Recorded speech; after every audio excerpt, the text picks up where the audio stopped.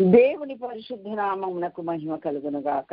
కూడి ఉన్న మీ అందరికీ ప్రభు పేరట నా నిండు వందనాలు తెలియజేస్తున్నాను. గత దినములన్నిటిలో మనం ఆది కాండములోని అనేక కుటుంబాలు పాఠాలు వరుసగా ధ్యానం చేశాము. ఇప్పుడు దేవుని మహాకృప చేత మరొక కాండం అనగా నిర్గమ కాండమును ధ్యానించుటకు దేవుడు మన కృప చూపిస్తున్నాడు. దేవునికి స్తోత్రం, హల్లెలూయా. నిర్గమకాండం 3వ అధ్యాయం 1 నుంచి 6 వచనాలు మనము చదువుకున్నట్లయితే ఇక్కడ దేవుడు మోషేను పిలిచినట్లుగా, మోషే మరి అరణ్యములో మోషే తన మామ మందను మేపుచు అరణ్యములో దేవుని పర్వతమైన హోరేబునకు వచ్చినప్పుడు ఆ పొద నడిమిని అగ్ని జ్వాలలో యెహోవా దూత అతనికి ప్రత్యక్షమైంది. అలా ప్రత్యక్షమైనప్పుడు అది చూచినప్పుడు అతడు చాలా ఆశ్చర్యపడ్డాడు. ఎందుకంటే అగ్ని మండుతూ ఉంది కానీ పొద కాలిపోలేదు. ఇది వింత, పచ్చగనపడుతుంది పొద ఒకవైపు, అగ్ని మాత్రం మండుతూనే ఉందని ఆశ్చర్యపడి ఈ వింత ఏంటో నేను చూస్తా, ఎందుకు కాలిపోవట్లేదు అని ఆ వైపు నీ వెళ్దామని ఒక అడిగేసేసరికి వెంటనే దేవుడు పొద నడిమిలో నుండి, ఆ అగ్నిలో నుండి దేవుడు మాట్లాడు, మోషే మోషే నీవు నిల్చున్న స్థలం పరిశుద్ధ స్థలం, నీ చెప్పులు విప్పు అని చెప్పి ఏమన్నాడంటే, నేను నీ తండ్రి దేవుడను, అబ్రహాము దేవుడని, ఇస్సాకు దేవుడను, యాకోబు దేవుడను అని చెప్పి ఏమని చెప్పాడు, ఐగుప్తులో నా ప్రజలు పడుతున్న బాధను నేను చూశాను, వారి యొక్క శ్రమను దరిద్రతను నేను చూశాను, వారిని విడిపించుటకు నేను దిగొచ్చాను అని చెప్పాను. అసలు ఈ మోషే ఎవరు? ఈ మోషే తల్లిదండ్రులు ఎవరు? ఈ అడవిలో ఈ అరణ్యంలో ఈ మోషే ఎందుకున్నాడు? ఎక్కడి వాడు, ఇక్కడే ఉండాల్సిన అవసరం ఏంటి? ఇవన్నీ కూడా మరి చాలా సార్లు మీరు నేర్చుకుని ఉంటారు, విని ఉంటారు. అయినను మన వరుస క్రమంలో ఒక పాఠం గనక మరి పరిశుద్ధాత్ముడు నన్ను ప్రేరేపించగా మీకు చెప్పాలని నేను ఆశపడుతున్నా.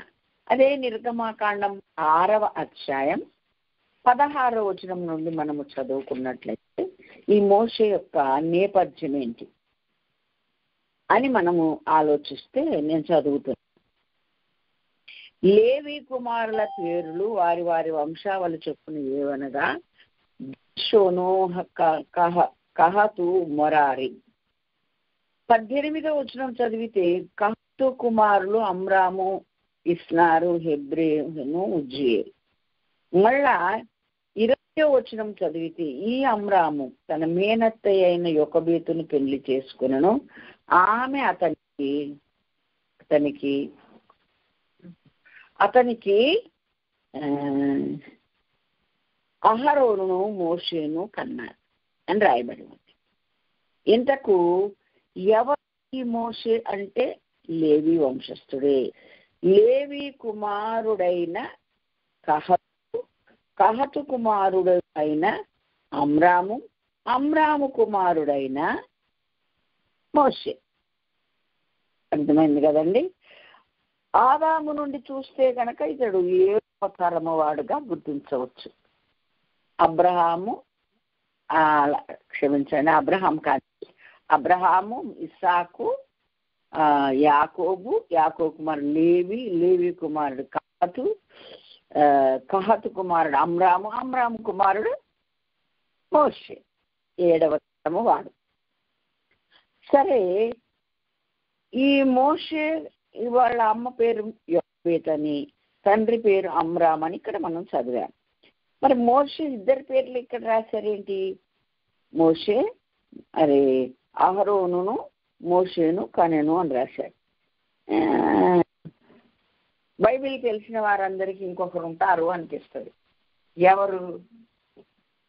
ఎవరు అని అంటే ఇక్కడ సంఖ్యాకాండం 26వ అధ్యాయం దగ్గరికి, అందుకే యెహోవా గ్రంథమును పరిశీలించి చదువుకోవాలి. మనం ఏది కొంచెం ఎక్కడ చదివింది అక్కడే మనం ఇంతేనేమో అనుకో, తెలిసిందండి. ప్రతి ప్రశ్నకు జవాబు బైబిల్లో నుండే వస్తుంది. 26వ అధ్యాయం సంఖ్యాకాండం 59వ వచనం మనం చదివితే కహతు అమ్రామును కనను. అమ్రాము భార్య పేరు యోకబేతు, ఆమె లేవి కుమార్. ఐగుప్తులో ఆమె లేవికి పుట్టెను. ఆమె అమ్రాము వలన అహరోనును మోషేను సహోదరి మిర్యామును కనెను. ఇంతకుముందు అహరోన్ మోషే అని చెప్పారు, కానీ మరలా వంశావళిలో నుండి ప్రత్యేకంగా మళ్ళీ మనము చదివితే ఇక్కడ మోషే తల్లిదండ్రుల పేర్లు రాసి వాళ్ళు ఎంతమంది క్లియర్గా రాశారు. మోషే, అహరోను, మిరియాం, ఏ ముగ్గురు అనగా మోషేకు అక్క ఉన్నాడు, అన్న ఉన్నాడు. ఓకేనా? సరే, ఏం జరిగింది? మోషే ఇక్కడ మోషేతో దేవుడు మాట్లాడడం ఏంటి? హోరేబు కొండ వచ్చాడు. ఇవన్నీ కూడా మనం ఒకంత ఆలోచిస్తే స్పష్టంగా మనకు అర్థమవుతుంది. ఈ ఒక్క ఇశ్రాయేలీలందరూ ఐగుప్తులో ఆహారము కొరకు వచ్చి ఇక్కడ స్థిరపడినట్లుగా మనకు ఆది కాండంలో మనం చదువుకున్నాం. యోసేపు దగ్గరికి వచ్చినప్పుడు తల్లిదండ్రులు యోసేపుతో ఏం చెప్పారంటే, ఇక్కడ నీ తల్లిదండ్రులను ఒక మంచి స్థలం అందు వాళ్ళని పెట్టు, ఐగుప్తుకి వెళ్ళక్కర్లేదు అన్నది. యోసేపు కూడా ఇప్పటికి 2 సంవత్సరాలే కరువు అయిపోయి జరిగి ఇంకా 5 సంవత్సరాలు ఉన్నాయి, ఇక మీరు అక్కడ ఉండడం ఎందుకు, ఇక్కడే ఉండండి, దేవుడు మిమ్మల్ని పోషించడానికి నన్ను పంపించాడు, మరి మీరు ఇక్కడ ఉండొచ్చు అని ఫరో రాజు కూడా చెప్పాడు. గనక ఒక మంచి గోషేను దేశం అనే ఒక రామశేషన పట్టణంలో ఉంచాడు. ఇక్కడంతా వచ్చేసారు 70 మంది ఉండిపోయారు. ఏం జరుగుతుంది? ఇక రోజు రోజు రోజు రోజు పెరుగుతున్నా కొద్దీ దేవుడు ఇశ్రాయేల్ వంశాన్ని వృద్ధి చేస్తా వచ్చాడు. మీరు మనం 12వ వచనంలో చదివితే, నిర్గమాకాండం 1వ అధ్యాయం 12వ వచనంలో ఇక వాళ్ళు ఏం చేస్తుర్రట, శ్రమ పెడుతుర్రట. వీళ్ళు వృద్ధి అవ్వకూడదని నానా కష్టాలు చేపెడుతున్నారు, ఆఖరికి చంపేయమని చెప్పారు, ఆజ్ఞ బయలుదేశారు. అప్పుడు యోసేపు ఉన్న కాలంలో ఉన్న ఫరో కాక మరొక ఫరో రాజు వచ్చాడు. ఇప్పుడు ఆర్సిఎంలో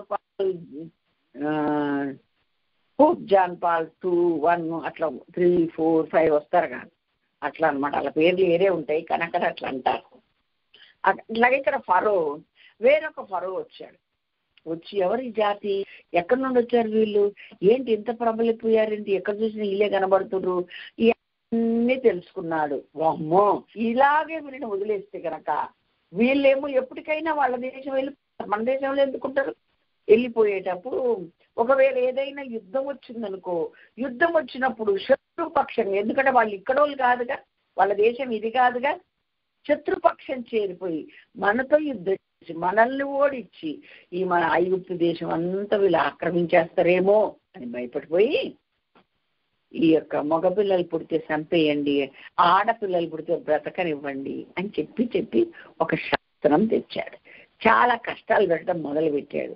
12వ వచనం నేను చదువుతున్నా. అయినను ఐగుప్తు వారిని శ్రమ పెట్టిన కొలది వారు విస్తరించి ప్రబలి కనుక వారు ఇశ్రాయేలీయుల ఎడల అసహ్యపడరే. ఇక్కడెక్కడ దరిద్ర పూలు వచ్చారు నా బాబు, ఏం చేసినా వీళ్ళు ఇంకా ఎక్కువ అవుతురే కానీ రోజు రోజుకు తక్కువ అవ్వట్లేదు అని చాలా కోపం తెచ్చుకున్నారు. బాగా అసహ్యం కలిగింది, వీళ్ళంటే నేను అట్లే. అయితే ఒక శాస్త్రం చేశాడు, ఇక ఆడపిల్లని బతకనియండి, మగపిల్లని చంపేసేయండి అని ఆ శాసనం బయలుదేరితే అని మంత్రస్థానంలోకి చెప్పాడు, నర్సులకు చెప్పాడు అనమాట. చూడండి, మీరే కదా డెలివరీ చేసేది, అక్కడ ఆడపిల్ల అయితే ఏం చేయొద్దు, ఓ పిల్లోడితే చంపి నదిలో బారే అని చెప్పాడు. అప్పుడు ఆ నర్సులకు దేవుడు ఉన్నాడమ్మో, దేవుడు చూస్తున్నాడమ్మో, రాజుగారికి భయపడాలా దేవుడికి భయపడాలా? దేవుడే గొప్ప కదా, ఆయన ఏమైనా చేయగలరు కదా, నేను రాజుగారికి భయపడడం ఏంటి మేము అని మరి రాజుకు భయపడటం కాదు, దేవుడికి భయపడి జ్ఞానంగా రాజుకు సమాధానం ఇచ్చారు. ఏం సంగతి, మీరు ఏమేం చేస్తున్నారంటే, అయ్యా ఇబ్రీ స్త్రీలు ఐగుప్తు స్త్రీల వంటి వారు కాదు, వాళ్ళు చాలా చురుకైన వారు, అసలు మేము వెళ్ళి డెలివరీ చేసిన అవసరమే లేదు, అంతా చూసాం, వెళ్ళేసరికి ఎక్కడిదక్కడ జరిగిపోతుంది, మమ్మల్ని ఎవరు లేరమ్మా, గర్భిణి కనేసిందమ్మా, పిల్లని ఉయ్యాలతో చేసినాం అని అట్లా చెప్తారు తప్ప మమ్మల్ని రానియట్లేదు అయిపోయిందని చెప్తున్నారు. మేమేం చేయవయ్యా, చేతిలో పడితే కదా మేము చంపడానికి అని. అది ఎట్లా బానికాలు ఇక ఆలోచించి, అయితే మగపిల్లడు పుడితే నదిలో పారేయండి అని చెప్పాడు. వెతికి మగపిల్లలందరూ నదిలో పారేయమని చెప్పారు. సైనికులు వెతుకుతా ఉంటారు కదా, తిరుగుతాం. 3 నెలలు దాచారు మోషేను. 3 నెలలు దాచిన మరి మోషే దాచలేక జమ్ము పెట్టెలు పెట్టి అక్కడ పడే నదిలో వదిలినట్టు మనందరికీ కాదు. మనం గ్రహించాల్సింది ఏంటంటే, అబ్రహాం మొదలుకొని 7వ తరము వాడుగా పుట్టినటువంటి ఈ మోషే, ఈ యహరోను, ఈ మిరియాము, వీళ్ళ తల్లిదండ్రులు ఎవరు అని అంటే మరి అమ్రాము, యోకోబేదు. వీరు లేవి సంతానపు వారి. అయితే ఏం జరుగుతుంది ఈరోజు? దేవుడు ఏం మాట్లాడదలిచాడు? ఆ మోషేని ఎంత జాగ్రత్తగా పెంచారు, ఎంత జాగ్రత్తగా దాచారు. అసలు పెంపకం ఎలాగా, మరి నా కొరకు పెంచు అని ఆమె ఫరో కుమార్తె అంటే ఏమైనా దేవుని కొరకు తల్లి పెంచడం, ఇవన్నీ మనకు తెలుసు. ఈ తల్లిదండ్రులు ఎంత భయభక్తులు కలిగిన వాళ్ళంటే ఇంకా మనం వర్ణించడానికి లేదు. 3 భయభక్తుల్లోనే పెంచింది తల్లి. 3 కూడా మనము త్వరలో ఈ యొక్క ఐగుప్తుని వదిలిపెట్టి మనము వాగ్దాన దేశమైన మన దేశం పాలు తేనె ప్రవహించే దేశం, మన పితరుడికి దేవుడు మరి ఇచ్చినటువంటి ఆ దేశానికి మనం ఎప్పుడైనా వెళ్ళిపోయేది అని పిల్లలకు చెప్తా వచ్చింది. చిన్నప్పటి నుండి పిల్లలకు మనం ఏది నేర్పిస్తే వాళ్ళ హృదయంలో ఉంటది అని ఎన్నోసార్లు మనం సండే స్కూల్ కథలు ఇవన్నీ నేర్చుకున్నప్పుడు మనము పిల్లలకు చెప్తూ ఉంటాం. నేను ప్రతి స్త్రీల కుటుంబంలో కూడా నేర్చుకునే ఉంటా. కాబట్టి పిల్లలకు మనము నేర్పించే దాంట్లో ఉంది ఆ యొక్క సిచ్యువేషన్ మీద అవగాహన కలిగి అది మనస్సులో నాటుకుపోయేలాగా, అలాగే ఆ సమయంలో ఆయా సమయం దేవుడు చేసిన కార్యాలను బట్టి దేవుడు ఏదైనా చేయగలడు, ఆయనకు సాధ్యమైంది లేదు అనే విశ్వాసం వారిలో కలుగులాగున మనము దేవుడి కార్యాల కొరకు వారు నడుముకొని పూనుకునేలాగున మనం వారిని పెంచాలి. ఈ యోకోబేతమ్మ, అమ్రాము అన్ని పెంచారు. ప్రత్యేకంగా చిన్న పిల్లలుగా ఉన్నప్పుడు శ్రద్ధ తీసుకోవాల్సింది ఎవరు అనంటే తల్లే. తల్లి శ్రద్ధ తీసుకుంటేనే ఇవన్నీ జరుగుతాయి. అందుకని ఈ 3 ఒకే మనస్సుతో, ఒకే రోషంతో, ఒకే విధానంతో పెంచినట్లుగా మరి మనకు బైబిలే సాక్ష్యం. మీకా గ్రంథము చూద్దాం. మీకా గ్రంథం మరి చిన్న ప్రవక్తల గ్రంథాలలో ఉంటుంది. మీకా గ్రంథము 6వ అధ్యాయం 4వ వచనం నేను చదువుతున్నాను. ఐగుప్తు దేశములో నుండి నేను మిమ్మల్ని రప్పించి తిని, దాస గృహములో నుండి మిమ్మల్ని విమోచించి తిని, మిమ్మును నడిపించుటై మోషే, అహరోను, మిర్యాములను పంపి తిని. చూసారా? విడిపించింది ఎవరు? దేవుడే. విమోచించింది ఎవరు? దేవుడే. వారిని విమోచించిన ప్రజలను నడిపించుటకు ఈ 3 దేవుడు ఎన్నుకున్నాడని వాక్యం మనకు నేర్పిస్తుంది. దేవునికి స్తోత్రం, హల్లెలూయా. మనల్ని రక్షించేది ఎవరు? దేవుడే. ప్రాణం పెట్టింది ఎవరు? దేవుడే. రక్షణ ఇచ్చింది ఎవరు? దేవుడే. కానీ భూమి మీద దేవుని రాకడ వరకు మనల్ని జాగ్రత్తగా నడిపించి ఉపదేశం ఎప్పటికప్పుడు చేస్తూ నడిపించేది ఎవరు అంటే కాపరులు. అది ఇలా ఒక నాయకుడిగా, ఒక కాపరిగా దేవుడు ఈ 3 కూడా వాళ్ళ కొరకు నియమించాడు. ఒకే కుటుంబపు వారు కదండి వీళ్ళంతా. ఒకే కుటుంబపు వారు ఈ పనికి పూనుకోవడం, ఇలాంటి రోషం కలిగి ఇలాంటి ఆలోచనలతో ఉండడం అనేది చాలా అరుదైన విషయం అన్నమాట. నేర్పించారు. మళ్ళీ పెద్ద అయ్యాక వాళ్ళ ఆలోచనలు వాళ్ళకుండే వారిని ఎంతో మందిని చూస్తున్నాం. కానీ వార్త ఏం చెప్తుందండి? 22 సామెతల 6వ వచనంలో, బాలుడు నడవలసిన త్రోవను వానికి నేర్పము, వాడు పెద్దవాడైనప్పుడు దాని నుండి తొలగిపోడు అని నేర్పిస్తుంది. తొలగిపోడు అంటే ఎందుకు తొలగిపోడు అని మనం అంటే ఇంకేం చేస్తాం కనుక ఇక్కడ ఏమని రాయబడి అంటే చిన్నప్పుడే మనము ఆ బీజము అది వేస్తే గనక అది పెద్దడైపోదు. ఈ తల్లి ఆ బైబిల్లో రాసినటువంటి ఆ వాక్యాన్ని కరెక్ట్ గా నెరవేర్చింది. చిన్నప్పటి నుండి ఏ విధము చేతనైనా దేవుడు మళ్ళా ఈ యొక్క తన ప్రజలైన మనల్ని దర్శిస్తాకు వస్తాడు. ఒక నాయకుడు పంపిస్తాడు. ఆ నాయకుడు ద్వారా ఈ ఐగుప్తు దేశంలో నుండి పాలు తేనెలు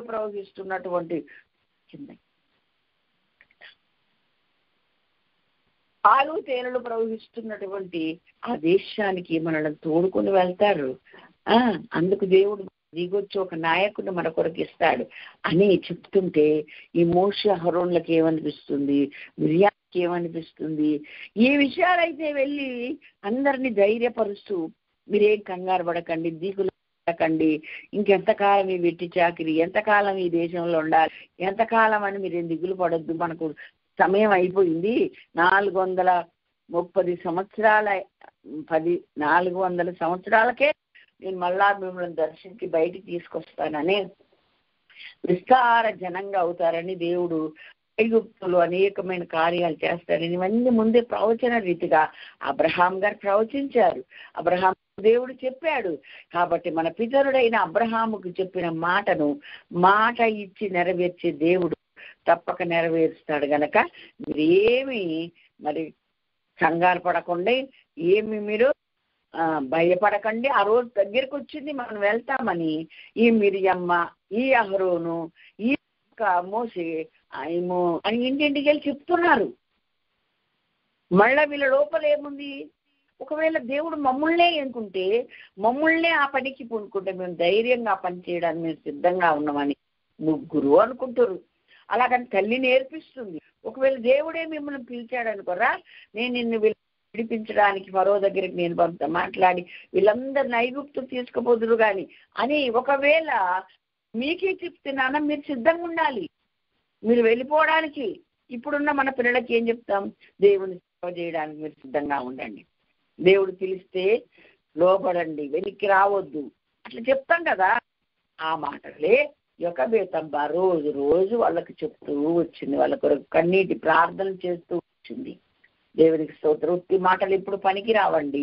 ఆ యొక్క మాదిరికరమైన తల్లిగా, ప్రార్థన యుక్తాలుగా ప్రార్థించే తల్లిగా యొకబేతమ్మ వాళ్ళ కళ్ళ ముందు కనబడుతుంది. వాళ్ళు చూస్తుండగా కుటుంబ ప్రార్థనలో, ఏకాంత ప్రార్థనలో మరి ఆమె ఏమని ప్రార్థన అయ్యా విమోచన దినములు దగ్గరకు వస్తున్నాయి, మరి ఎవరిని కుంటావు, ఎవరిని ఏర్పరచుకుంటావు, ఆయా వాళ్ళ ద్వారా మాకు మళ్ళీ నువ్వు వాగ్దానం చేసి వాగ్దాన దేశానికి మమ్మల్ని తీసుకెళ్ళయ్యా, ఆ రోజు కొరకు ఎదురు చూస్తున్నామయ్యా అని ప్రార్థన చేస్తుంటే వింటున్నారు.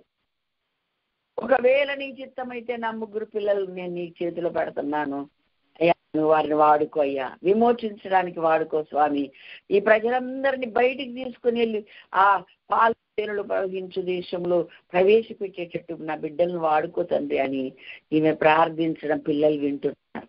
వీళ్ళు కూడా మా అమ్మ ప్రార్థన చేసినట్టే నువ్వు వాడుకుంటే వాడుకో స్వామి అని ప్రార్థన చేస్తున్నాను. ఎంత బాగుంది ఇది.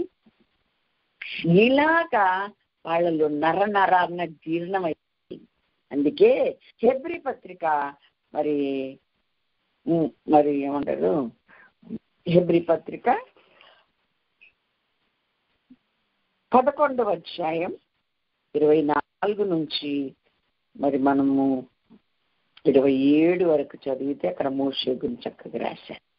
పెద్దవాడైనప్పుడు విశ్వాసమును బట్టి ఐగుప్తు ధనము కంటే క్రీస్తు విషయమైన నింద గొప్ప భాగ్యమని, అల్పకాలము పాపభోగం అనుభవించట కంటే దేవుని ప్రజలతో శ్రమ అనుభవించటం మేలని యోచించి ఫరో కుమార్తె యొక్క కుమారుడుగా ఆయన ఉండుటకు అతడు ఒప్పుకొనలేదు. మనం చిన్నప్పటి నుండి వింటున్నాం. ఎప్పుడైతే నదిలో వేయబడ్డాడో వాళ్ళక అతనికి ఏ జరుగుతుందో నమ్మ కాపలా కాయడం, ఆ ఫరో కుమార్తె స్నానానికి చిలికత్తలతో కూడా వచ్చి ఆ పెట్టెలో ఉన్న బాబుని చూసి వీడు హెబ్రీయుడని తీసుకోవడం, అయితే వెంటనే అక్కడికి వెళ్ళి అమ్మా వీరిని పెంచుటకు నేను ఒక దాదింతున్నా అని తెలివిగా జ్ఞానంగా ఈ మిరియమ్మ మాట్లాడడం, తన తమ్ముడికి ఏమగునో అని తన్ను తాను మరుగు చేసుకుంటూ కాపలా కాయడం నిర్గమకాండం 2వ అధ్యాయంలో మనం చదువుకుంటాం. ఇదంతా ఒక దైవికమైన ప్రణాళిక. దానికి వీళ్ళు అనుగుణంగా దేవుడు వీళ్ళని నరించాడు. ఆ సరే తీసుకురాపో దాడిని అనగానే వెంటనే వీళ్ళ అమ్మగారిని తీసుకొచ్చి, మళ్ళీ ఈయన మా తమ్ముడని చెప్పలేదు, ఈమెవా ఈ పిల్లోడు తల్లి అని చెప్పలేదు. జ్ఞానంగా తెలివిగా ప్రవర్తించినట్లుగా, తల్లిని కూడా అలా ప్రవర్తించమని చెప్పినట్లుగా వాక్యం ద్వారా మనం గ్రహించగలుగుతున్నాం. సరే, ఇప్పుడు మళ్ళీ ఇంటికే వచ్చాడు. ఇంటికి తీసుకొచ్చిన ఈ పిల్లోడిని ఎలా పెంచింది? తన చేతుల్లోకి వచ్చిన పిల్లోడిని దైవ భక్తిలో పెంచింది, దైవ భయంలో పెంచింది. దోషం కలిగిన వాడుగా ఈ ప్రాంతం నుంచి దేవుడు దర్శించినప్పుడు తన ప్రజలను పాలు తేనెలు ప్రవహిస్తూ ఆ యొక్క దేశానికి తీసుకుని వెళ్ళేలాగా మరి ఈ యొక్క వాళ్ళని మోటివేట్ చేస్తూ, వాళ్ళను చేస్తూ, వాళ్ళకు హెచ్చరిస్తూ, వాళ్ళకి అది నరనరాన జీర్ణం అయిపోయేలాగా రోజు వాళ్ళకి ఇంజెక్ట్ చేసినట్టుగా చెప్తూ ఉంది. వీళ్ళు కూడా ఏం చేస్తారు? మనసులో పెట్టుకోకుండానే పెట్టుకొని మనసులోనే ఉంచుకోనకుండా ధైర్యంగా ప్రతి గుడారం దగ్గరికి, ప్రతి దగ్గరికి వెళ్ళి, మీరు కంగారు పడకండి, సమయం దగ్గరికి వచ్చింది, మనం ఈ దేశాన్ని విడిచిపెట్టి పాలు తేనెలు దేశానికి వెళ్ళబోతున్నాం, అందరం సిద్ధంగా ఉందాం, ప్రభుతో తొందరగా కార్యం చేస్తాడు, ఎందుకంటే పితరులకు వాగ్దానం చేశాడు, అది నెరవేరుతుంది. ఎట్లా చెప్పుకుంటూ తిరుగుతున్నారండి వీళ్ళైతే. ఏమో పిల్లలు చెప్తుండే, ఏమో ఎప్పుడు అవుతుందో, ఎప్పుడు పోతామో, ఎప్పుడు తప్పుద్దో ఈ వీటి చక్రని వాళ్ళు అనుకుంటాం. అయితే తగిన దినం వచ్చింది. దేవుడు ఇదిగో ఇక్కడ ఇత్రో యొక్క మనసు మేపుకుంటూ అరణ్యంలో మోషే ఉండగా దేవుడు మాట్లాడి, ఈ మోషేని గురించి ప్రత్యేకంగా నేర్చుకున్నప్పుడు మనం నేర్చుకోవచ్చు. ఇప్పటికైతే ఇశ్రాయేళ్ల విడుదల కొరకు ముగ్గురిని, అనగా ఒకే కుటుంబంలో ఉన్న వారిని దేవుడు ఎంపిక చేసుకోవడానికి అమ్రాము యోకెబేతుల మరి క్రమశిక్షణ కలిగిన, భయభక్తి కలిగిన జీవితం, అలాగే వాళ్ళు నిత్యం దేవునికి చేసే ప్రార్థన. అయ్యా, ఒకవేళ విడిపించడానికి నువ్వు వచ్చిన రోజున ఎవరు తయారు లేరనుకోకయ్యా, నా ముగ్గురు పిల్లలు తయారు, నేను వాళ్ళని అలా తయారు చేశాను, అలా పెంచాను, నువ్వు వాళ్ళని వాడుకో తండ్రి అని రోజు ప్రార్థన చేసేది. ఏమే అలా ప్రార్థన చేస్తుంది దేవుడు. నిజంగానే తగిన సమయంలో మరి ముగ్గురిని పిలిచాడు. ఆ ముగ్గురే మరి ఒక అనేకమైన అద్భుతాలు, ఆశ్చర్య కార్యాలు చేయుటకు ముగ్గురి కారణమయ్యారు. ఇంకా మరి మనకు తెలుసు,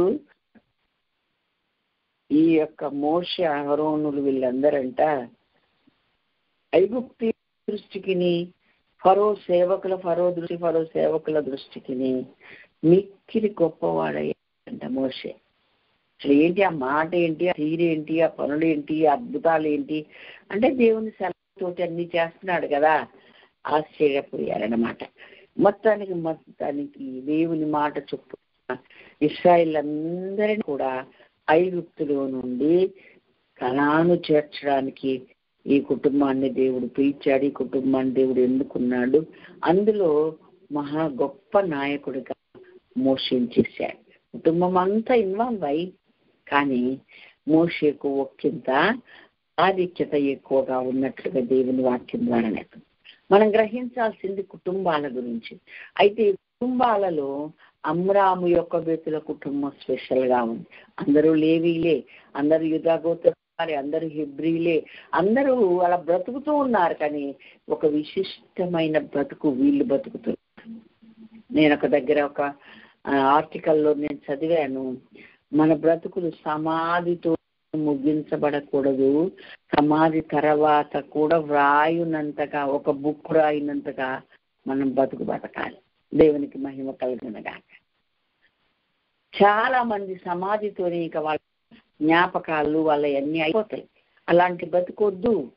చనిపోయినా మనల్ని గురించి రాయగలిగినంత, ఒక బుక్కే రాయగలిగినంత బ్రతుకు మనం బతకాలని నేను చదివి, నాకు చాలా చాలా చాలా నాకు ఇష్టం అనిపించింది. అది నేను రాసి పెట్టుకున్నా. కాబట్టి వీళ్ళు ముగ్గురు కూడా వాళ్ళ మాట విన్నారు, వాళ్ళ నాన్న మాట విన్నారు, భయభక్తుల్లో పెరిగారు, దైవికమైన రోషం, దైవికమైన భయం కలిగిన వాళ్ళుగా ఉన్నారు. చక్కగా పెరుగుతూ పెరుగుతూ పెరుగుతూ ఉన్న వీళ్ళు దేవుడు ఒక రోజున రానే వచ్చింది మోషే పిలిచాడు. మోషే నేను ఒక్కడనే వెళ్ళలేనయ్యా అని అంటే వాళ్ళ అన్నని పిలిచాడు సహాయంగా, తోడుగా. అక్క కూడా తోడయ్యింది. అందరు కలిసి చక్కగా ఇశ్రాయేలీయులను ఐగుప్తులో నుండి కనాను దేశం తీసుకుని వెళ్ళడానికి ఈ ముగ్గురు కారణమయ్యారని మీకా 6:4 దేవుడు వివరించి చెప్పాడు మనకు. కాబట్టి మరి ఇక్కడ మోషే కూడా ఏమంటుండంటే మరి ఏడో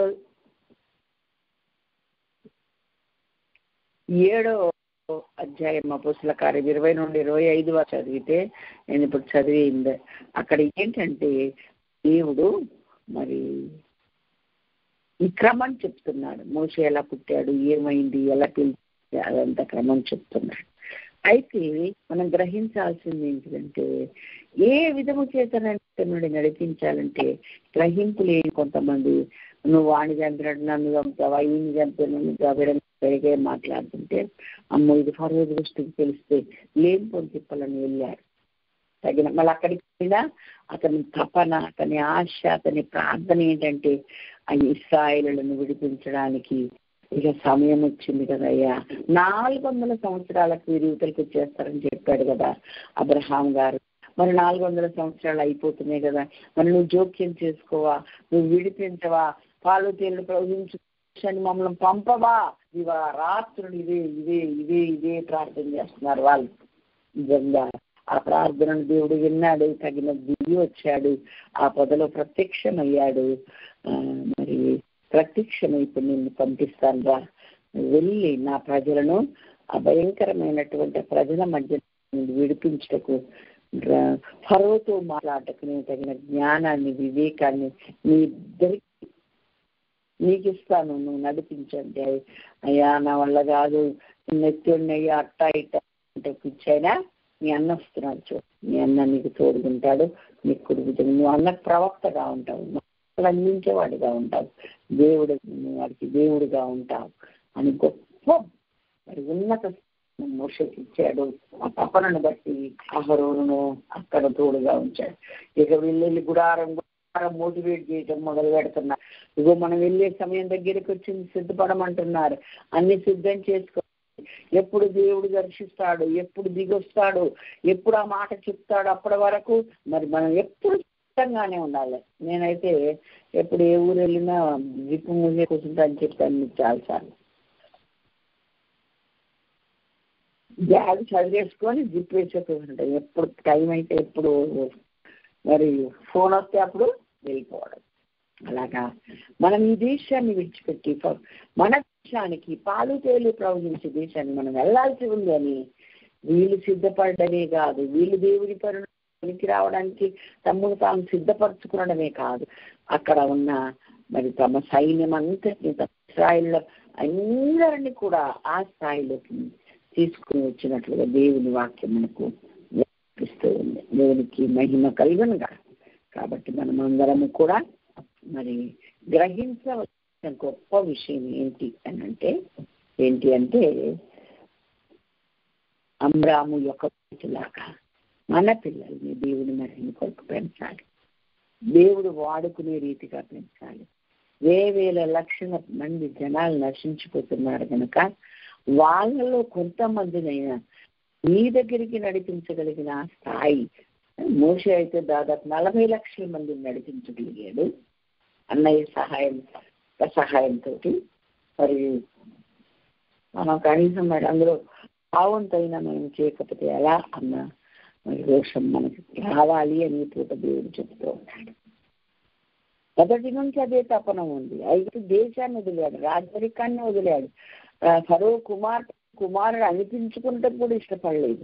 నేను ఎందుకు అలా చేస్తాను, నేను నా యొక్క ప్రజల విమోచన నా వంతుగా నేను కృషి చేస్తాను, నా వంతుగా నేను మరి అందరినీ నడిపిస్తాను అని మోషే చాలా చాలా చాలా చాలా ఎలా అంటే కూర్చున్నా, నిలబడ్డా, మరి పడుకున్నా మోషే కబురు నిండా ఆ మాటలే తప్ప ఒక మాట లేవు అని వాక్యాన్ని బట్టి మనం అర్థం చేసుకుంటూ ఉన్నాం.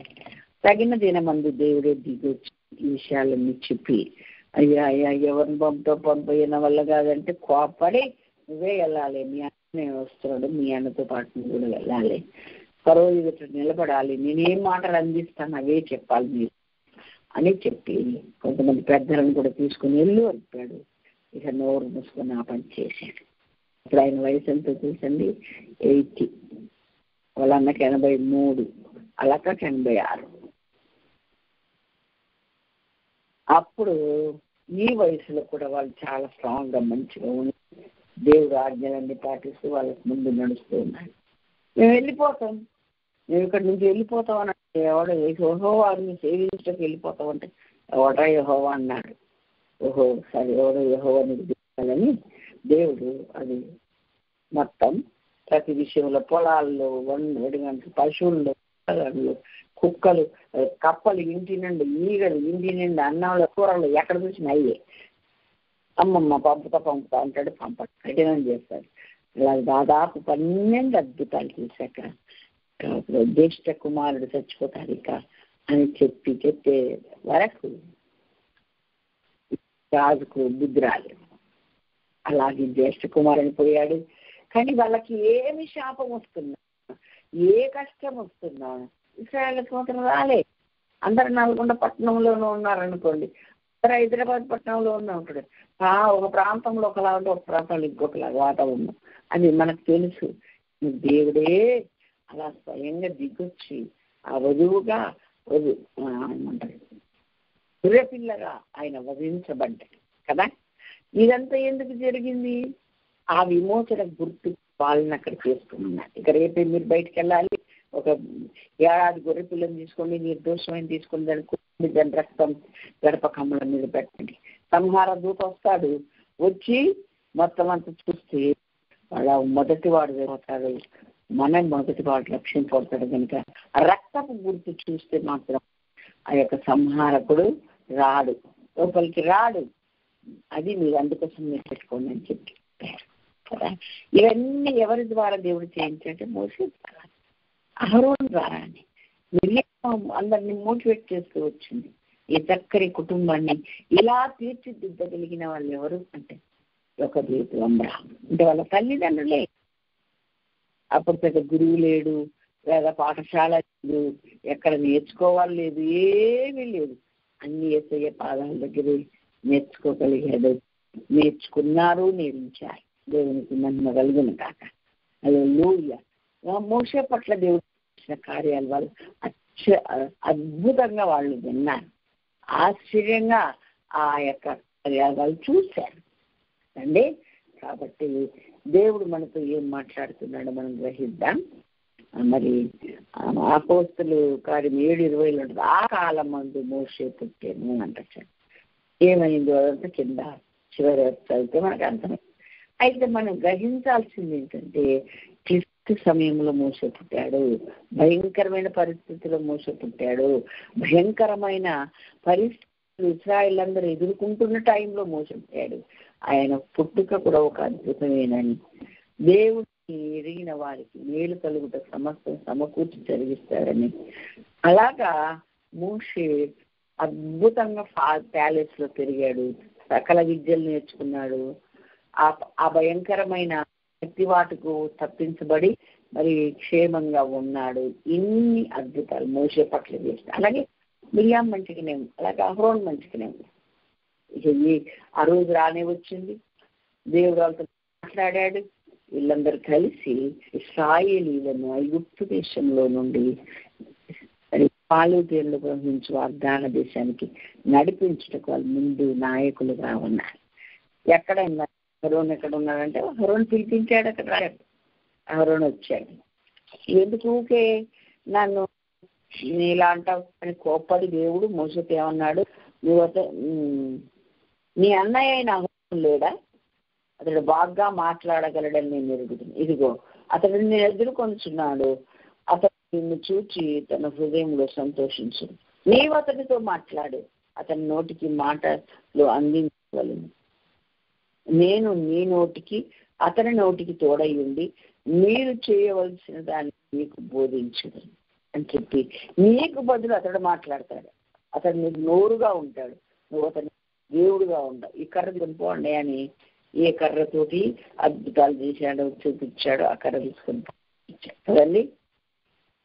ఎంత గొప్ప మరి ఆధిక్యత మీ ముగ్గురికే దక్కింది అంటే దేవుడు ఎంచుకుని మనుషుడు ధన్యుడు. దేవుడు యెహోవా దేవుడు తమకు దేవుడుగా గల జనులు ధన్యులు అని మరి చాలా మంది మరి అనుకుంటారు. కానీ నిజంగా వాళ్ళు దేవుని కలిగి ఉంటే తప్పకుండా వాళ్ళు ధన్యులే అవుతారు. ఆ ఫరో ముందు నిలబడ్డప్పుడు మోషే యొక్క వయసు 80, మరి ఫరోను వయసు 83 అని రాయబడి. ఈ వయసులో వాళ్ళు ఒక మంచి నాయకులుగా ఇంత వయసులో లక్షల జనాభాకు ముందు నడిచేవారుగా, యుద్ధాలు చేసేవారుగా, ఐగుప్తు దేశంలో బయటకు తీసుకుని వచ్చేవారుగా, ఆ పాప భూయిష్టమైన ఆ దేశం నుండి తీరులు ప్రవహించి ప్రతిసారి దర్శించి ఆయన దానిని నాది ఇది నా వాస్తవమని చెప్పిన ఆ దేశంలోకి ప్రజలందరినీ దేవుని చేత వారిని నడిపించగలిగారని వాక్యం ద్వారా మనం నేర్చుకుంటూ ఉన్నాం. ఈ వాగ్దానాలు వీళ్ళకి ఎలా తెలిసింది, ఎలా ప్రార్థన చేశారు, 400 సంవత్సరాలు ఏందని ఎలా లెక్క పెట్టుకున్నారంటే అన్నిటి కారణము ఈ యొక్క బేతమ్మ మోషే. ఎప్పటికప్పుడు చెప్పుకుంటూ వచ్చారు, నాన్న ఇంకా కొద్ది కాలమే ఉంది నాన్న, కొద్ది సమయం ఉంది నాన్న, మనము ఈ ఐగుప్తును వదిలిపెట్టి వెళ్ళిపోతాం నాన్నగా అని బిడ్డ ప్రార్థన చేయండి అని వాళ్ళకు వీళ్ళకు ఇంటి వాళ్ళకు బయట వాళ్ళకు వీళ్ళు చెప్తూనే ఉన్నారు. అందుకే దేవుడు అద్భుతాల మీద అద్భుతాలు చేస్తూ వచ్చాడు. కాబట్టి మన దేవుడు అద్భుతాలు దేవుడు నేటికి సజీవుడు అంటూ ఉన్నాడు. మనం చేయాల్సింది ఏంటంటే దేవుని మాట చెప్తున్నా అంతా. లాస్ట్ ఏం నేర్చుకున్నాం అంటే బెనోన్ కుడి చేతి పుత్రుడు, కుడి చేతిలో పట్టుకుని ఏడ్చి ప్రార్థించిన ఆ బెన్యామీన్ ఎంత దీవించబడ్డాడు. ఈ రోజున దేవుని సేవే ధ్యేయంగా, దేవుడే ధ్యేయంగా, దేవుని మాటలే ధ్యేయంగా, ఆ మాటల అనేకులకు వినిపించి ఒక తపనతో, ఒక ఆశతో హెబ్రీల దేవుని పక్షంగా నిలబడగలిగిన స్థాయి నిలబడి పోరాడి మరి గెలిచినటువంటి వాడు ఎవరు, పోరాడగలిగిన వాడు ఎవరు అనంటే మోషేనే. దేవునికి స్తోత్రం, హల్లెలూయా. ఆ మోషే మరి ఎంతటి వాడంటే మోషే అంతటి గొప్పటి వాడు లేడు అని. అంటే ఈ ముగ్గురిని దేవుడు ఎంచుకున్నాడు. ఈ ముగ్గురిని అమ్మ ఒక సమానంగానే పెంచింది. ఈ ముగ్గురిని ప్రభు మహిమ కొరకే పెంచింది ఆవిడ. ఎప్పుడు చూసినా లేచిన ఆ విషయాలే మాట్లాడుతూ ఉండేది. ఎంత చేస్తే మరి వీళ్ళు ఎలా తొలిగిపోతారు, వీళ్ళకి కూడా రావాలి కదా వచ్చింది. మళ్ళీ ఒక డౌట్ వచ్చింది మన మోషేకు, ఏమని అసలు నన్ను ఎట్లా వెళ్తాను, ఏ విధంగా ఎట్లా పోవాలి ఏంటి, ఎవరు పుస్తకం నేను చెప్పినట్టు నడవండి అని చెప్తూ ఏం చెప్పాడంటే ఆయన మీరు బయలుదేరండి, నేను చూసుకుంటాను, మీరు నడవండి, మీరు యుద్ధ సన్నద్ధులే, మీరు రావాలి. అనేక మంది తమ తమ తమ స్నేహితుల దగ్గర అక్కడిక్కడ ఇశ్రాయేలీయులు ఐగుప్తీయులను అడిగి తెలుసుకుని దోచుకుంటారు. వారికి స్వాస్థ్యంగా అనుకున్న ఆస్తిపాస్తులే కాదు, బంగారం, వజ్రాలు, వెండి అన్ని కూడా మళ్ళీ వీళ్ళకే వస్తాయి. ఆ ప్రవచనం కూడా చెప్పాడు, గొప్ప ఆస్తితో తిరిగి వస్తారు. ఏమండి, పరదేశుల ఆహారం కొరకు ఆహారం ఇవాళ తింటే మళ్ళా రేపు ఉండదని చెప్పేసి మళ్ళీ వెళ్ళి కొనుక్కొచ్చుకుంటున్నటువంటి ఆ యొక్క ధాన్యం కోసము మరి వీళ్ళు వెళ్ళినటువంటి వాళ్ళు ఈ రోజున వాళ్ళ దగ్గర నగలన్నీ అడిగి తీసేస్తున్నారు. గొప్ప ఆస్తి దేవుడు వాళ్ళకి ఇచ్చాడు, అన్ని తీసాడు. చక్కగా నుండి జయోత్సాహంతో ఐగుప్తు నుండి వాళ్ళు బయటికి వచ్చారు. కాబట్టి మనం గ్రహించాల్సినటువంటి విషయం ఏంటి అనంటే, మనము దేవుని యందు భయము భక్తి కలిగి బుద్ధి, కుశలత, తెలివి, జ్ఞానం ఇవన్నీ మనం ప్రభువుని అడిగితే ఇస్తాడు. తెలుసుకుంటే ఆ విధంగా అన్నిట ప్రత్యేకంగా ఉన్నవారుగా ఉంటూ, దేవుని చేత పిలువబడిన వారుగా ఉంటూ, కుటుంబం అంతా కూడా దేవుని పనిలోనే ఉన్నారు. ఒక మాటలో చెప్పుకోవాలంటే ఎప్పుడు చూసినా ధ్యాస, విమోచకుడు ఒకడు వస్తే బాగుండు, విమోచకుడు నడిపితే బాగుండు, విమోచకుడు ఒకడు మా ముందు తీసుకుని వెళ్ళి ఆ పాలు తెరులు ప్రవహించి దేశాన్ని తీసుకెళ్తే బాగుండు. కరువు రాబట్టి మేము ఇక్కడ వచ్చాము, అక్కడ వదిలిపెట్టాలి, కరువు రాకముందుకే ప్రవచన రీతిగా మరి చెప్పాడు. కాబట్టి మరి చాలా ధన్యులము అని చెప్పేసి చాలా చాలా వాళ్ళు సంతోషించడం కావాలని చూసి ఇశ్రాయేలు అందరూ సంతోషించారు. ఇలాంటి చక్కని కుటుంబం మాకు దొరికింది అని నిజంగా ఒక ధన్యుడని మనం కూడా చెప్పుకోవచ్చు. దేవునికి మహిమ కలుగును గాక. ఇప్పుడు మనం గ్రహించాల్సింది అనంటే, ఇంత కష్టపడి ఇంత చేసి ఇంతగా దేవుని మాట చెప్పడం వలన విమోచించి నడిపిస్తున్నటువంటి ఈ యొక్క మోషే తన అన్న తన మరి అక్క అందరు కలిసి చేస్తున్న ఈ మంచి పని ఎంత గొప్పగా సాగుతుంది అని అంటే, దేవుడు చెప్తున్నాడు ఆ యొక్క వ్యతిరేకతల మధ్య అయిన తర్వాత ప్రభు కొరకు నిలబడ్డారు కనుక వారిలో వారు మహాసైన్యముగా అవన్నీ అధిగమి బయటకు వచ్చినట్లుగా వాక్యం ద్వారా మనము నేర్చుకుంటూ ఉన్నాం. 20వ వచనం చదువుతున్నా. మంది మోషే పుట్టెను, అతడు దివ్య సుందరుడు తన తండ్రి ఇంట 3 నెలలు తరబడెను. తర్వాత అతడు బయట పారబడినప్పుడు ఫరో కుమార్తె అతడిని తీసుకుని తన కుమారునిగా పెంచుకున్నాడు. మోషే సకల ఐగుప్తుల విద్యలన్నీ అప్పటికే నేర్చేసుకున్నాడంట. మాటలు ఎందు కార్యములను ప్రవీణుడై ఉన్నాడంట. దేవునికి మహిమ కలుగును గాక. అలాగా 40 ఏళ్ళు నిండవచ్చినప్పుడు అరణ్యంలో దేవుడు మాట్లాడడం, 40 ఏళ్ళు నిండా వచ్చినప్పుడేమో ప్యాలెస్ వదిలి బయటకు వచ్చాడు. 40 ఏళ్ళు గొర్రెలు మేపుకుంటూ అదే జాస్తలో ఉన్నాడు. 80 ఏళ్ళప్పుడు దేవుడు పిలిచాడు. రిటైర్మెంట్ అయ్యి మనమే 60 ఏళ్ళకి రిటైర్మెంట్ అంటే, దేవుని బిడ్డలకు రిటైర్మెంట్ ఎక్కడ ఉంది? 80 ఏళ్ళు ఇప్పుడు దేవుడికి పిలిచి వీళ్ళందరినీ తీసుకుని తీసుకెళ్ళి ఈ పనిలో ఉండమంటే అందరూ వాళ్ళ అన్నకి 83, ఆమెకి 80, అందరు కలిసి దేవుడి మాట చెప్పుకున్న ఇశ్రాయేల్ అందరూ విమోచన కలిగించి దేవుడే కలిగించాడు. వీళ్ళు కాపరులుగా వీరిని నడిపించుకుంటూ పాలు తేనెలు ప్రవహించిన కనాను వెళ్ళినట్లుగా మనం గ్రహిస్తున్నాం. అంటే పిల్లలుగానే ఉంటారు. వాళ్ళ జ్ఞానం ఉండదు, వాళ్ళకి తెలివి ఉండదు, దైవికమైన విషయాలు అసలు ఉండవు, భక్తి పరం రాదు. ఇవన్నీ నేర్పించాల్సింది, తెలియచేయాల్సింది, నడిపించాల్సింది కేవలము తల్లిదండ్రులేనని కుటుంబాన్ని బట్టి ఈ అమ్రాము యొక్క బేతుల యొక్క బాధ్యతను వాళ్ళు ఎంత చేశారో ఇక్కడ అర్థమవుతుంది. దేవునికి స్తోత్రం. అలాంటి తల్లిదండ్రులు ఉండడం ధన్యకరం.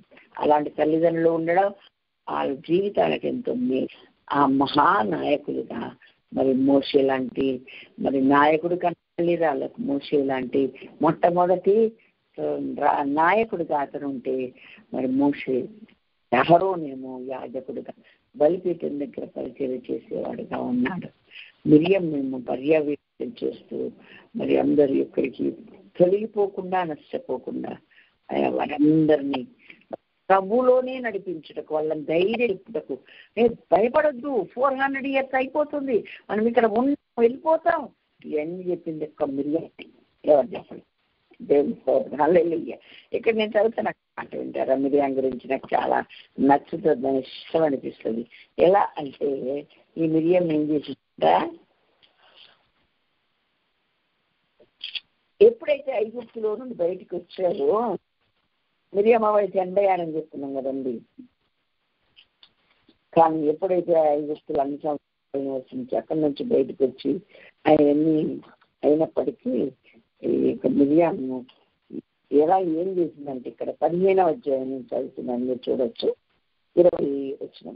మరియు అహరోను సహోదరియు ప్రవక్తయునగు మిరియాము తంబూర చేత పట్టుకును, స్త్రీలందరూ తంబూరలతో నాట్యముతోను ఆమెను వెంబడి వెళ్ళగా మిరియాం వారితో కలిసి ఇట్లు పల్లవి ఎత్తి పాడేను అండి.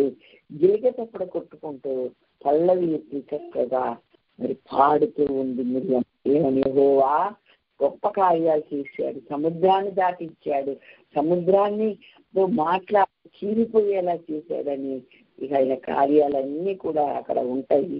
అవన్నీ ఆమె వివరించుకుంటూ మరి చక్కగా పాటలు పాడుతూ నాట్యం చేస్తూ వెళ్ళిందండి. చూసే వాళ్ళందరూ అనుకుని ఉంటారు, ఈ వయసులో ఇంత వయసులో ఎంత బాగా నాట్యం చేస్తుంది అని. అంటండి ఇంకొకటి వాళ్ళకు కూడా అలా చేయాలని వస్తుంది. ఆ 90 ఏళ్ళ వయసులో ఆమె చేసిందంటే ఏం చెప్పుకోవాలి చెప్పండి.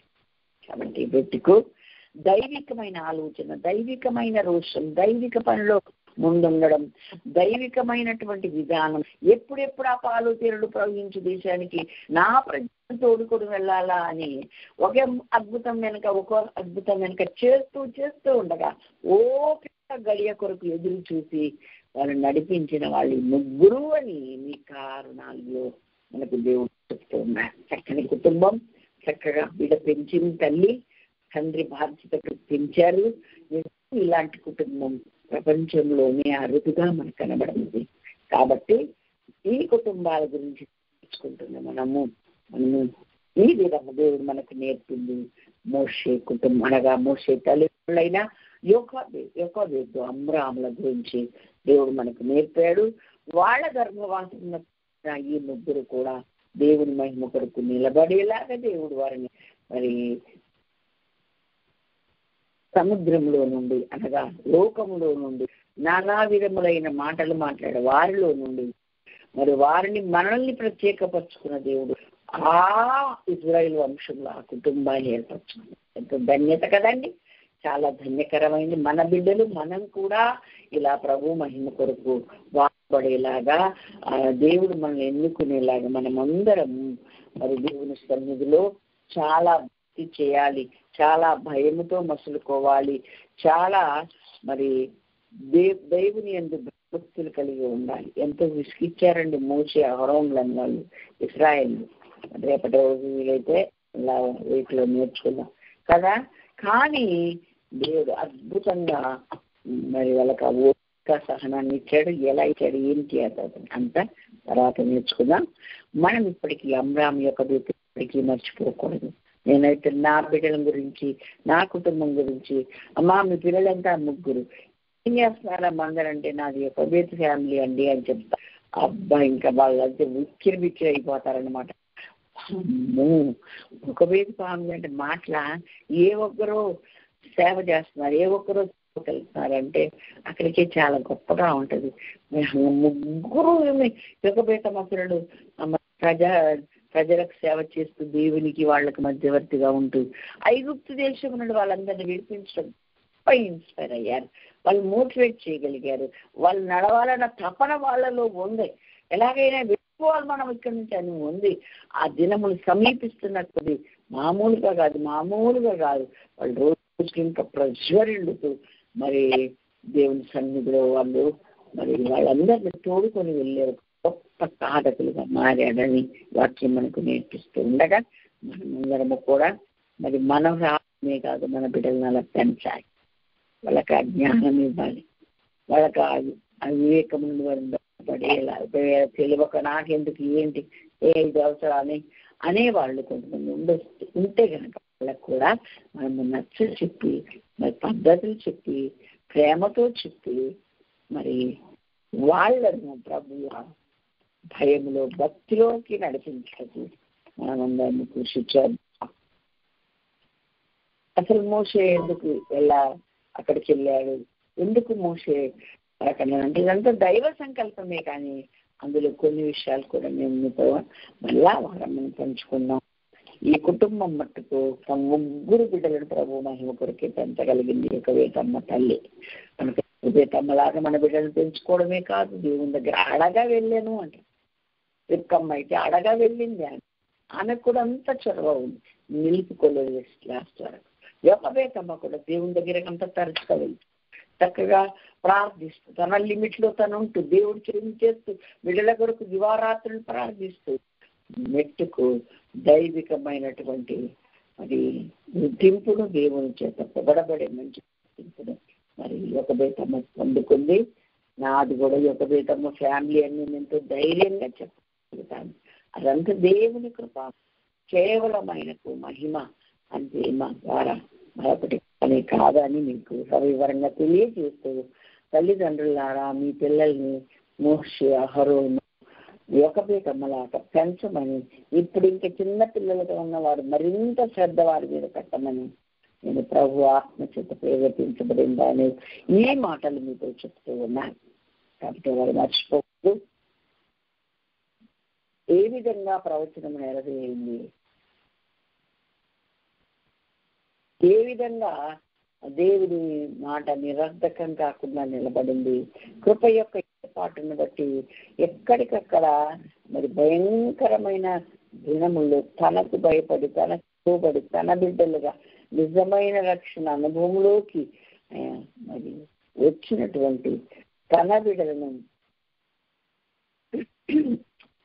అనగా తన ప్రజలను విమోచించుటకు ముందుకొచ్చారు. మోషేకుంది అదే మనసు, మిరియమ్మకుంది అదే మనసు, అహరోనుకుంది.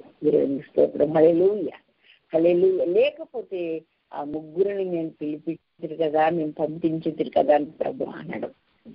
ఈ ముగ్గురికి ఇంతమంది ఇశ్రాయేలు లక్షల జనాభా, ఈ ఎన్నో తరము 7వ తరములో వాళ్ళకి ఎలాగ వచ్చింది ఈ మాట అంటే, దేవుని ఎందుకు భయభక్తులవారు, దేవుని తమకు ఆశ్రయంగా చేసుకొని బతుకుతున్నారు, దేవుని మాట మీద బతుకుతున్నారు, దేవుడి మాట సెలవిస్తే ఆ ప్రకారంగా జరిగించని ఆతృత పడుతూ ఈ తల్లిదండ్రుల యొక్క చక్కని బోధ అన్నమాట, పెంపకం బోధ వీళ్ళని ఇంత గొప్ప నాయకులుగా తెచ్చింది. ఒక్కొక్కరి గురించి మళ్ళీ ధ్యానం చేద్దాం. మరి ఈ కుటుంబాల యొక్క సిరీస్లో మనం ఇప్పుడు లేవి కుటుంబం గురించి నేర్చుకున్నాం. అందులోని వాడే అమ్రాము, అందులోని ఆమెని యొకబేతు. కాబట్టి మనమందరము కూడా రిస్కులు, బాధలు, ఇరుకులు, ఇబ్బందులు ఎన్నో చూశాడు మోసే. వెనకటికి చూడలేదు. ఒక్క మాటతో మళ్ళీ పైకి లేచాడు. ప్రభుతో కూడా మరి వివిధ ప్రాంతాలకు వెళ్ళాడు. ప్రభుతో కూడా నడిపించబడడానికి మనం కూడా ఈ కాలం సిద్ధపడతాం. మనం ఒక మోషేలాగా, మనం ఒక యొకబేతులాగా తల్లిదండ్రులుగా పిల్లల్ని పెరగం. పిల్లలేమో ముగ్గురు తల్లిదండ్రులకు లోబడి ఆ మాటలను స్వీకరిస్తున్నా. అది మా ఆళ్ళదే తపన. చెప్తే ఎంతసేపు ఏం రాదండి, వెళ్ళాలి ఎక్కాలని ఉంటేనే కదా. తార్షేట్ ఎక్కేవాడిని ఎంతసేపని మనం అందిస్తామండి, అందినంత వరకే కదా. వాడే కనుక పైదా ఎక్కితే అది మేలు జరుగుతుంది కదా. అదంతా మనకు అందరికి చిన్నప్పుడు చూస్తున్నాం.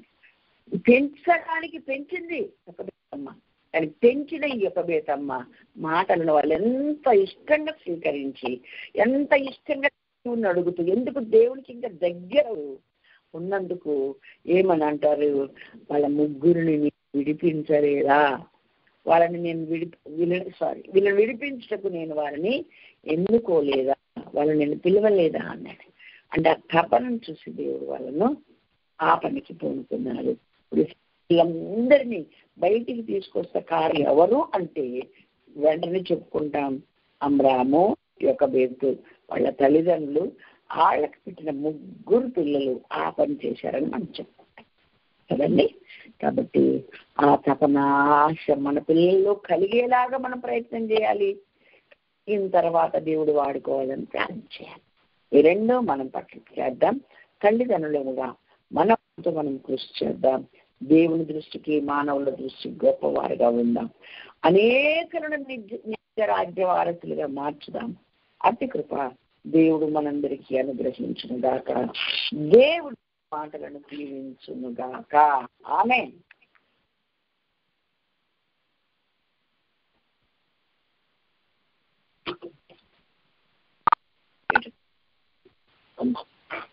నేను